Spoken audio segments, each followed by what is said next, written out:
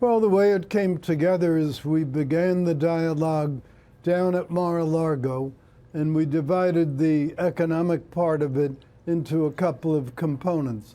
The first one was we said we really needed deliverables during the first 100 days so that this became not just a debating society, but rather something that would have tangible achievements.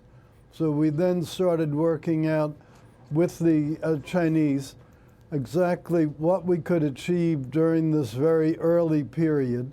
And we came up with some very big things, as you know, the beef cattle and the LNG and some great progress in financial services.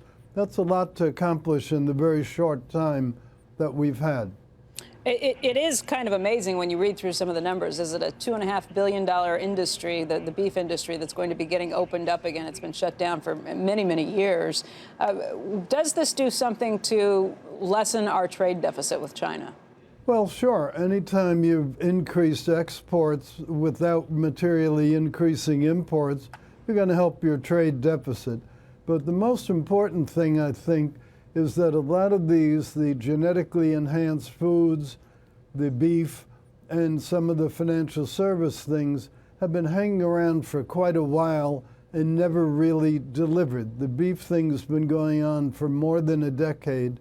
So what we wanted was to prove that we're turning words from before into actions now.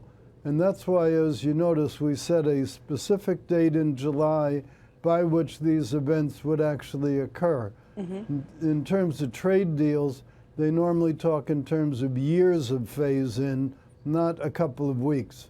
Yeah, it is kind of amazing to see these things happening so quickly.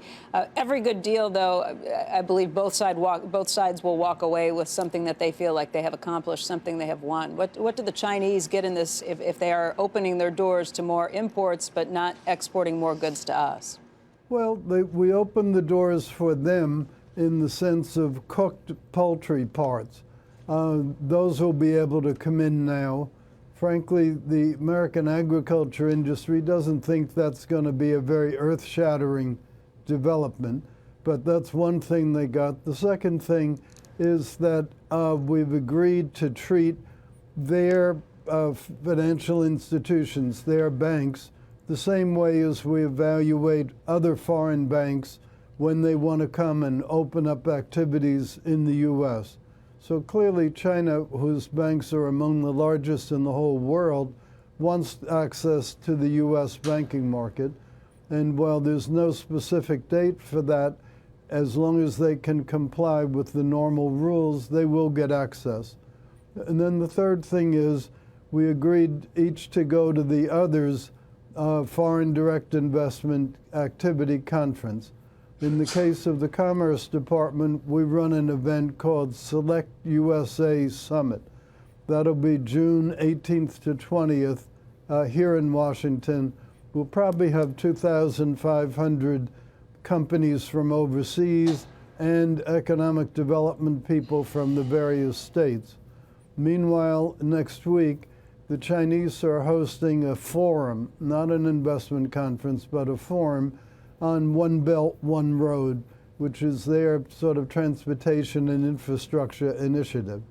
So everybody got something, but from our point of view, it's the first time we've really gotten tangible things in the food area. And those are very, very big deals. I think you'll find that the American cattle industry and the American biotech chemical industries are going to be quite happy with these developments. What does this mean now that you have gotten this accomplished? What does this mean you'll be turning your attention to next? Is it NAFTA? Well, no, we're not finished negotiating with China. Remember, this is a multiple-year project. Now that we have these out of the way, we're going to chart for a one-year program. Maybe some way stations along the way to that. And then if we make continued progress in the 1 year, then we'll go for a longer period and maybe even eventually some sort of more comprehensive treaty.